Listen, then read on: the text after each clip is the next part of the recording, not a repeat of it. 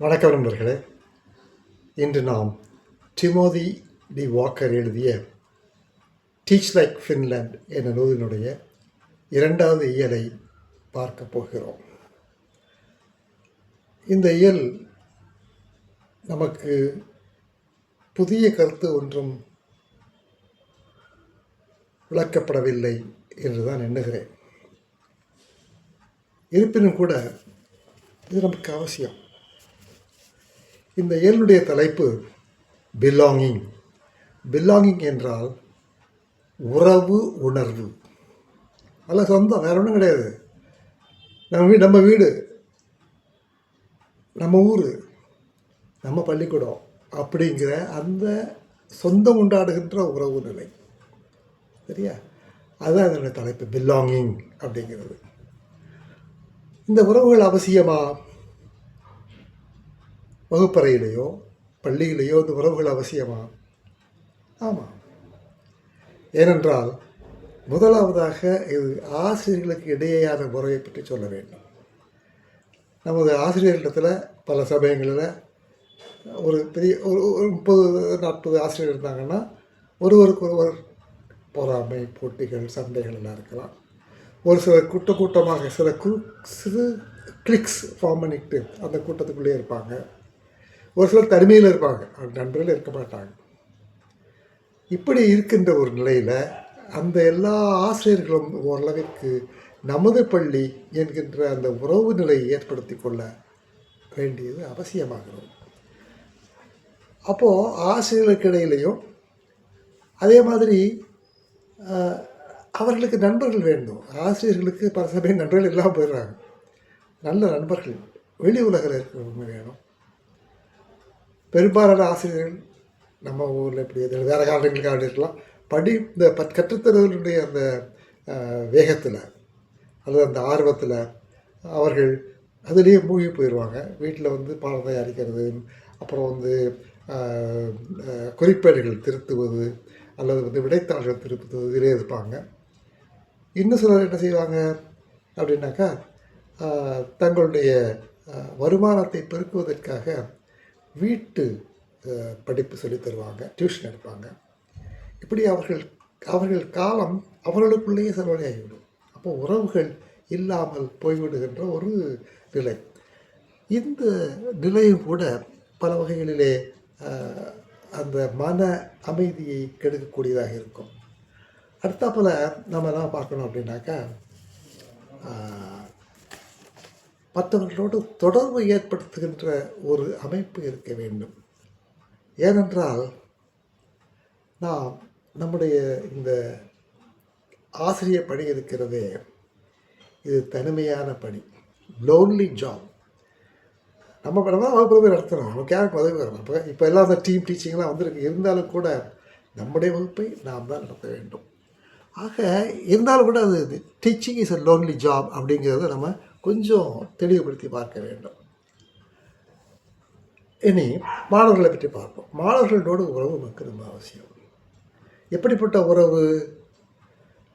ஆசிரியர் தனியாக இருப்பார், குழந்தைகள் தனியாக இருக்கும். எப்போதுமே அது ஒன்றா சேர மாட்டாங்க, வகுப்பறையில் தான், அவ்வளோதான். சரி. ஆனால் அதுக்கு மேலே தாண்டி குறிப்பாக இந்த 9ஆம் வகுப்பு வரையில் இருக்கின்ற அந்த நிலையில் ஆசிரியர்களோடு ஓரளவுக்கு நெருங்கிய பாசமான உறவு வேண்டும் என்று அனைவரும் சொல்கிறார்கள். இதற்காக வேண்டி ஃபின்லாண்டில் என்ன செய்கிறாங்க, மாணவர்கள் நல அணி என்று ஒன்று வைத்திருக்கிறார்கள். அது ஒவ்வொரு வகுப்பினுடைய தேவைகளையும் பிரச்சனைகளையும் அல்லது அவர்களுடைய சிறப்புகளையும் எல்லாம் தெரிந்து கொள்வதற்காக அடிக்கடி சந்தித்து அவற்றை தீர்த்து வைக்க முயல்கிறார்கள். சரி. அப்போது இந்த மாதிரியான உறவுகள் வளர்வதற்கான ஏற்பாடுகளை அல்லது நிகழ்வுகளை இந்த அணி செய்யும். நீ அடுத்தாற் போல் பார்க்கும்போது ஆசிரியர் ஒவ்வொரு குழந்தையும் அறிந்து கொள்ள வேண்டும். அங்கே 20 பேர் இருப்பாங்க, 25 பேர் இருப்பாங்க, ஒரு வகுப்பில் தெரிஞ்சுக்கலாம். இங்கே இந்த மேனேஜ்மெண்ட் ஸ்கூலில், அரசு இல்லாத பள்ளிகளில் இருக்கலாம், குழந்தைகள்லாம் கொஞ்சம் நிறைய எண்ணிக்கை அதிகமாக இருக்கலாம். அது குறைவாக இருக்கலாம், இது அதுக்கு தகுந்த மாதிரி வச்சுக்குவாங்க. ஆனால் அரசு பள்ளிகளில் சில சமயம் நம்ம 40 பேர் இருப்பாங்க, சில பேர் 10 பேர் இருப்பாங்க. இவர்களோடு எப்படி நாம் உறவை ஏற்படுத்திக் கொள்வது என்பது ஒரு சிக்கலான பிரச்சனை. இதற்கு அவங்க அவங்க நம்மளும் அப்படி தான் நினைக்கிறேன். ஒரு ஆசிரியர் அந்த 1ஆம் கிளாஸில் ஆரம்பித்தார்னாக்கா 4ஆம் கிளாஸ் வரைக்கும் தொடர்ந்து அதே ஆசிரியர் போகிறார். அதனால் என்ன அப்படின்னா, அது ஒரு வருஷம் முடிஞ்ச உடனே அடுத்த வருஷம் வரும்போது அந்த குழந்தைகள் வந்து பிடிச்சிக்கிறோங்களா அங்கே. நம்ம அந்த மாதிரி ஒரு அந்த மாதிரியான தொடர்பு கிடைக்காது. ஆனால் நம்ம வந்து அங்கே கை கொடுக்குறதோ அல்லது வந்து அரவணைக்கிறதுங்கிறது ரொம்ப கவனமாக செய்ய வேண்டியது. மற்றபடி அவர்களை முதுகலை தட்டி கொடுப்பது, இப்படி போல் சில அந்த ஜெஸ்டர்ஸ் அவர்களை நம்மோடு சேர்த்து இணைக்கின்ற அந்த செயல்பாடுகளை நாம் ஏற்க வேண்டும். ஆகவே இந்த மாதிரியான ஒரு சூழலில் நாம் நம்முடைய வகுப்பறையில் எப்படி அந்த உறவுகளை வளர்த்து கொள்ள முடியும் என்று பார்ப்போம். அங்கெல்லாம் என்ன பண்ணுவாங்கன்னா, ஆசிரியர் வந்து வகுப்பு தொடங்குறதுக்கு முன்னால் அங்கே நின்றுக்கு வரோம், வாசல் நின்றுக்கு வரோம், வகுப்பறை வாசலில். அங்கே என்ன பண்ணுவாங்கன்னா, குழந்தைங்க வரும்போது குட் மார்னிங் அப்படின்னு வரான், அல்லது வணக்கம் சொல்லுவாராம், அல்லது வந்து கை கொடுப்பாராம், அல்லது வேறு ஏதாவது அந்த மாதிரி அவர்களை வரவேற்பு, அவர்களை வகுப்புக்குள் இப்போ ஏதாவது இந்த ஸ்கூல் தொடங்கும்போது இங்கே செய்கிறாங்க, வகுப்பு அந்த ஆண்டு முடிந்து புது ஆண்டு தொடங்குகின்ற பொழுது இதை செய்கிறாங்க. ஆனால் பொதுவாகவே இது வகுப்பறையில் நடந்தால் பிள்ளைகளுக்கு எப்படி இருக்கும், என்ன செஞ்சுருக்கீங்க, வீட்டுக்குள்ள செய்யக்கூடாது, வீட்டுக்குள்ள செஞ்சுட்டே இருக்கக்கூடாது, என்ன பண்ணீங்க நேற்று, நல்லா இருந்தா, ஜாலியாக விளையாடினீங்களா, இப்படி அந்த மாதிரியான மகிழ்ச்சியான ஒரு உறவு, ஒரு உரையாடல் மாணவர்களோடு ஏற்படுத்தி கொள்வது. ஆர்டிஃபிஷியலாக இருக்கக்கூடாது, செயற்கையாக இருக்கக்கூடாது. வேறு என்னெல்லாம் செய்கிறாங்க அப்படின்னாக்கா, அவரோடு சேர்ந்து உணவு உண்பது. எப்போதாவது இல்லை, அதாவது எல்லாத்தையும் ஒரு சைக்கிளில் வந்தாருனாக்கா மதியானம் சாப்பாடோ அல்லது காலை சாப்பாடோ இப்போ தான் எல்லாருக்கும் கொடுக்குறாங்களே, நீ 8வது வகுப்பு வரைக்கும் வரும்போது நம்ம தெரியல, எப்படி தான் அந்த 5ஆம் வகுப்பு வரையிலும் கூட குழந்தைகள்கிட்ட போய் உட்கார்ந்து எப்போயாவது சாப்பிட்டாக்கா அது நல்லாயிருக்கும். எப்படி அது அமைச்சர்களெல்லாம் எப்போயாவது செய்கிறாங்களோ, அமைச்சர்கள் அல்லது எம்எல்ஏக்கள்லாம் போய் அந்த மாதிரி குழந்தைகள் பக்கத்தில் என்றைக்காவது உட்காந்து சாப்பிட்றது மாதிரி பாசாங்கு பண்ணுவது, அப்படி இல்லை. நம்ம வீட்டில் சாப்பாடு கொண்டு போகிறோம், அதை வச்சு அவங்களோட உட்காந்து சாப்பிட்டுட்டு, அது ஒரு ஒன்று. இன்னொன்று, வீடுகளுக்கு போகிறீர்களா, எனக்கு தெரியும் சில ஆசிரியர்கள் வீட்டில் போய் அந்த குழந்தைகள் வராட்டி போய் கூப்பிட்டு வர்றது, அது வகுப்பில் சேர்க்கறதுக்கு. இப்போ மேனேஜ்மெண்ட் ஸ்கூல்ஸில் வச்சுலாம் என்ன செய்கிறாங்க, ஆசிரியர் போய் அல்லது தலைமை ஆசிரியர் போய் ஒவ்வொரு வீடாக போய் பிள்ளைகளை சேருங்க, எங்கள் ஸ்கூலில் சேருங்க அப்படின்னு கூப்பிட்டு வர்றது. நண்பர் சரவணன் கூட, மதுரை சரவணன், அவர் கூட அந்த மாதிரி போனால் நான் பார்த்தேன். போய் குழந்தைகளை வீட்டில் போய் கூப்பிட்டு வர்றது. இதே போல் அடிக்கடி எப்போதாவது அந்த குழந்தைங்களுடைய வீட்டுக்கு போய் எப்படி இருக்காங்க, எப்படி என்ன படிக்கிறாங்க, அப்படின்னு என்ன சொல்லித்தர்றாங்க, அல்லது எந்த மாதிரியான உணவு உட்கொண்டாங்க, அவங்களுடைய வீட்டு சூழ்நிலை என்ன என்பதை பார்த்து தெரிந்து கொள்வது நல்லது. அதாவது ஃபேமிலி விசிட்ஸ் ரொம்ப முக்கியம். மிக முக்கியமானது அந்த குழந்தைகளோட விளையாடுறது. அதான் இந்த 15 நிமிஷம் இடைவெளி இருந்துச்சுனாக்கா அதில் விளையாடலாம் இல்லையா, அல்லது பின்னால் விளையாடலாம். நமக்கு அந்த மாதிரி நம்ம சூழ்நிலையில் அந்த மாதிரி கொடுக்க முடியாதுன்னா அவர் கிளாஸ் முடிஞ்ச உடனே போய் விளையாடுறது.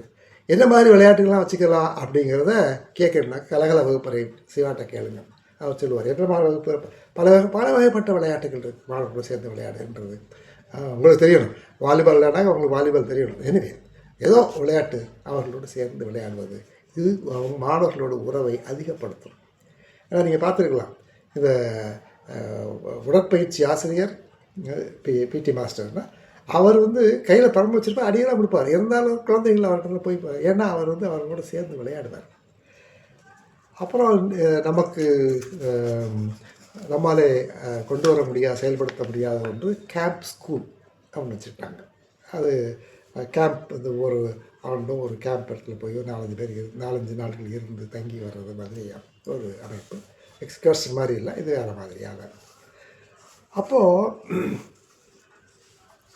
இந்த நடைமுறையில் இன்னொன்றும் முக்கியமானது, கற்றலை கொண்டாட வேண்டும். அது என்ன கற்றலை கொண்டாடுறது, அதாவது அந்த ஹெரன்ஸ்கில் ஒரு நம்ம நண்பர் வேலை பார்த்த அந்த பள்ளிக்கூடத்தில் என்னன்னு கேட்டிங்கன்னா ஹோம் சயின்ஸ் இங்கே நடத்துவாங்க. அது மாதிரி அங்கேயும் உண்டு, அந்த பாடம் உண்டு. அதில் மனையியல், அதில் அவங்களுக்கு குக்கிங் கிளாஸ் இருக்குது, சமையல். நான் சொல்வது உண்டு, கல்லூரி மாணவர்கிட்ட சொல்வது உண்டு, அப்போ என்ன படித்தாலும் படிச்சுக்கோ, ஆனால் நீ வெளிநாட்டுக்கு போகணும்னு நினச்சேன்னா சமையல் படிச்சுக்க. ஏன்னா அமெரிக்காவில் போய் உனக்கு போனேன்னா உனக்கு அங்கே சமையல் பண்ணுறதுக்கு ஆள் இருக்காதுன்னு தான் சொல்லிக்கணும். அதே மாதிரி உன்னுடைய ஆடையை துவைக்கிறதுக்கு நீங்கள் துவைச்சிக்கணும். அவ்வாறு சமைத்ததை அனைவரும் பகிர்ந்து ஒன்றாக சாப்பிட்றாங்க. அது ஒரு கொண்டாட்டம். அதுபோல் என்ன செய்யலாம், நாம் இங்கே வச்சுருக்கிறோம் நினைக்கிறேன். ஒரு குழந்தை புதுசாக ஒரு புத்தகத்தை படிக்குது. அந்த புத்தகத்தை படித்ததை வகுப்பில் சொல்லுது.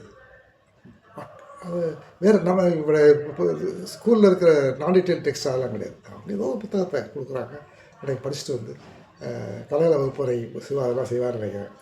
வகுப்பறையில் மாணவர்களை வாசிக்க சொல்வது. அப்படி வாசிக்க சொல்ல வேண்டிய அந்த மாதிரி வாசித்ததை வகுப்பறையில் அவர்கள் சொல்ல வேண்டும்.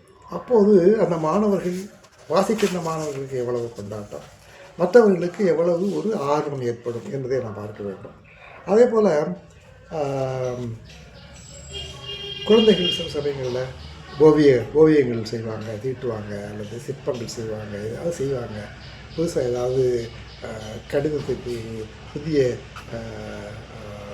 முறையில் ஒரு தீர்வினை காட்டுவார்கள். அது எல்லாம் ஒரு எக்ஸிபிஷன் மாதிரி வைத்து பெற்றோர்களை எனக்கு காமிக்கிறது.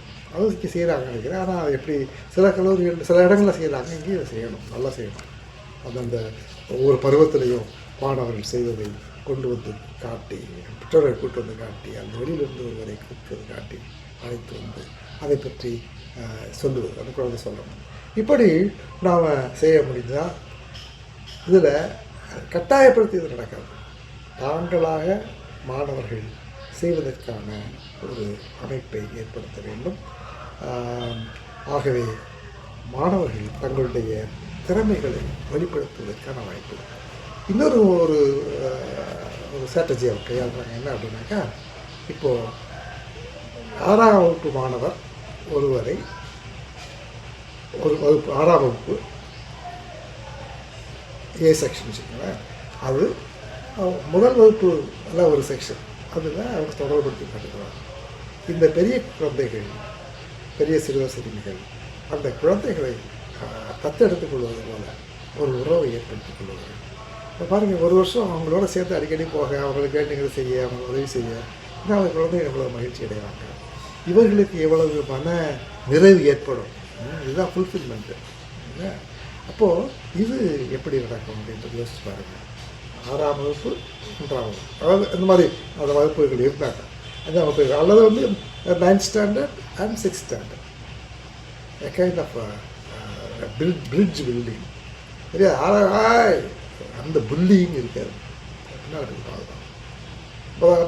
என்னடா 6ஆம் கிளாஸா புதுசாக வந்திருக்கியா அப்படிங்கிறதெல்லாம் இருக்காது. இவங்க அவர்களுக்கு உதவி செய்கின்ற, ஏன்னா இன்றைக்கு அதுதான் முக்கியமாக தேவைப்படுகிறது. ஒருவருக்கு உதவுகின்ற அந்த மனப்பான்மையை நாம் இதன் மூலம் வளர்க்க முடியும். ஆகவே இப்படிப்பட்ட வழிமுறைகளை கையாண்டு நாம் என்கின்ற அந்த ஒரு நிலையிலே இது நமக்குரியது, நம்முடைய பள்ளி, என்னுடைய பள்ளி என்கின்ற அந்த உணர்வினை வளர்க்கக்கூடிய உறவு முறையை வளர்க்க வேண்டும். சரியா? நன்றி. மீண்டும் சந்திப்போம்.